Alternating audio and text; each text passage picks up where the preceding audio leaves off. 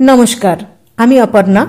গল্পকথা by পর্ণায় সবাইকে স্বাগত জানিয়ে আজকের গল্প জীবন সঙ্গী। আসুন তাহলে শোনা যাক। যারা বলেন জীবন সঙ্গী মনের মতো না হলে মনের মতো বানিয়ে নিতে হয়, কথাটা কি আদৌ ঠিক?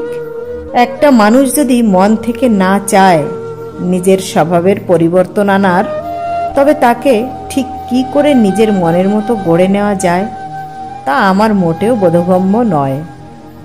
এখন আমি যদি চাই যে আমার সঙ্গী আমার মনের মতো হোক, তবে আমার সঙ্গীও যে চাইবে না আমি তার মনের মতো হই, এটা কিন্তু নিশ্চিতভাবে বলা যায় না।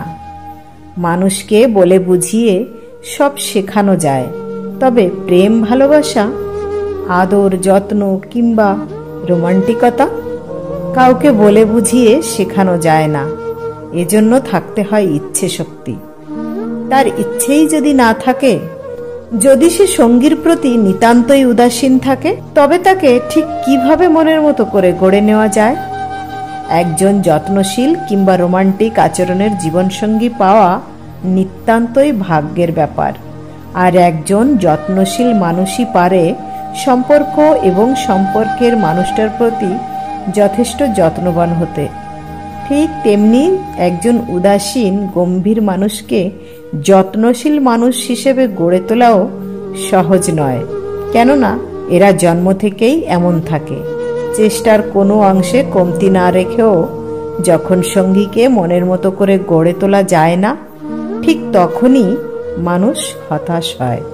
সবকিছু মেনে নিয়ে নিজেকে মানিয়ে নিলেও সহজে নিজের মনকে বুঝ দেওয়া যায় না। শুধু তিলে তিলে নিজের ভিতরে শেষ হতে হয়। দাম্পত্য জীবনের সঙ্গীর প্রেম, ভালোবাসা, আদর, যত্ন যারা পায় তারাই জগতের সবচেয়ে সুখী মানুষ। পৃথিবীতে একতরফা কোনো কিছু হলেও হতে পারে, তবে ভালোবাসা, আদর, রোমান্টিকতা কিংবা যত্ন একতরফা হয় না।